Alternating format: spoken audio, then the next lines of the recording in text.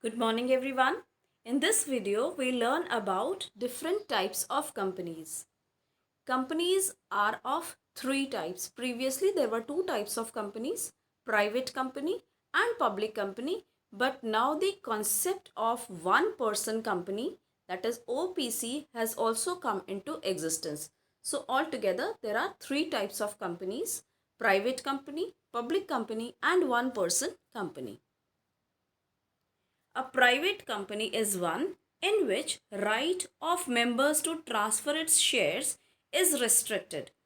Yesterday in the previous modules, we learned that it is easy to transfer the shares, that is to sell out their shares in the open market, in the stock market, and then these could be sold and the person can move on. But in the private company, this transferring of shares is restricted. Minimum of 2 and maximum of 50 members can be the members of the private limited company, and these exclude the present and the past employees.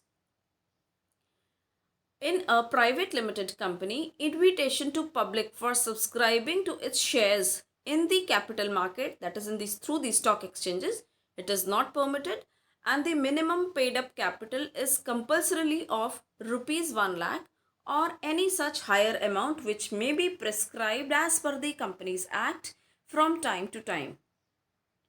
For a private limited company, it is necessary to add the words private limited after its name, and non-fulfillment of the provisions as per the Companies Act by the private limited company, it may lead to loss of all the exemptions and privileges to which it is entitled, and it may further lead to closure of the company. For example, a Honda Motorcycle and Scooter India Private Limited HMSI was established in the year 1999. It's a wholly owned Indian subsidiary of Honda Motor Company of Japan.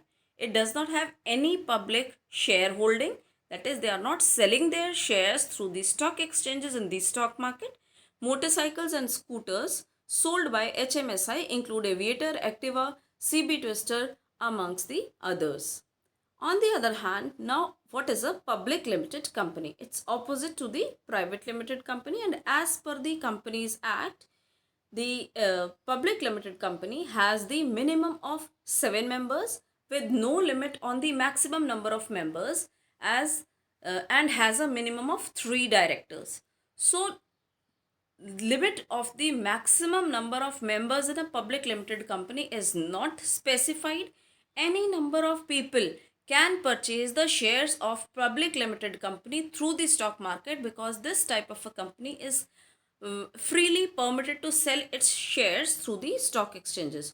There is no restriction on the transfer of shares by the members, and it is not prohibited from inviting the public from subscribing its share capital or public deposit. It simply means that a public limited company has the freedom to sell its shares, to transfer its shares in the open market through the stock exchanges or the stock market.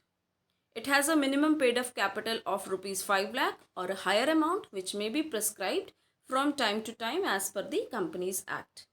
For example, Grasim Industries Limited, see now the word private limited is not headed here because this is a public company, and for the public company just the word limited is required to be kept after its name. So Grasim Industries Limited, a flagship company of the Aditya Birla Group, is among the India's largest private sector companies, but it is a public company which is under the private sector.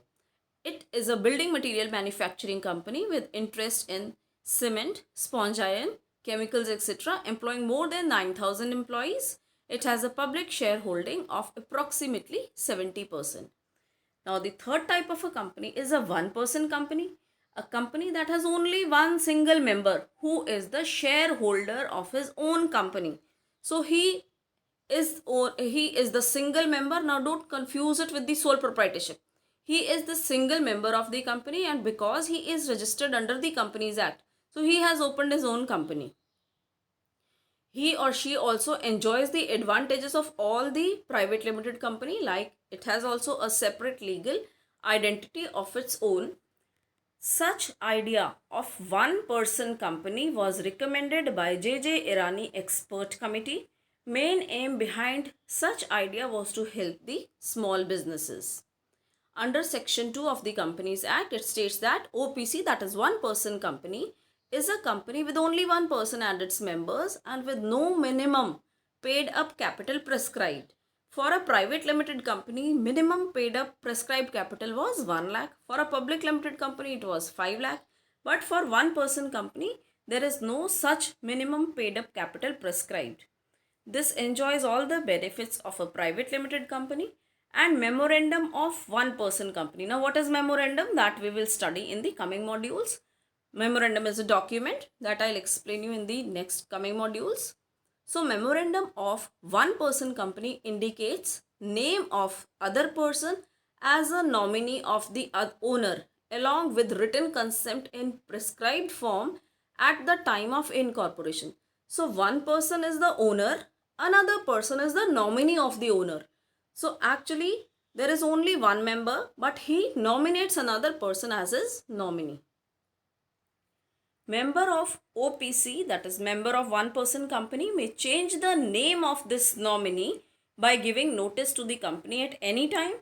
Only a natural person who is an Indian citizen and a resident in India can be eligible to incorporate a one person company.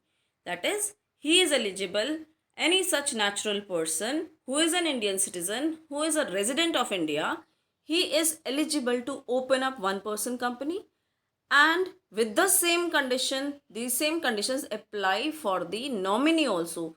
So both the persons, that is the owner of the company as well as his nominee, both should be a natural persons who should be Indian residents and who should be Indian citizens. No person can incorporate more than one OPC or become a nominee in more than one company. So only one person can be the owner of the one person company, and similarly nominee also should be the nominee of only one company. Minors are not permitted to become the member or the nominee of OPC, or they are not permitted to hold the shares. One person company cannot be converted into a company under Section 8 of the Act and cannot carry out non-banking financial investment activities. These companies cannot sell their shares in the open market through stock exchanges. They enjoy all the privileges, all the benefits of a private limited company. OPC cannot convert on its own into any kind of company until after from the date of incorporation, except where the paid up share capital is more than 50 lakh rupees or average annual turnover exceed 2 crore rupees. If one person company contravenes the provisions, they are not abiding by the laws, it will be punishable up to 10,000 rupees. So in this module, I explained you about the concept of three types of companies: private limited company, public limited company and one person company. Thank you all.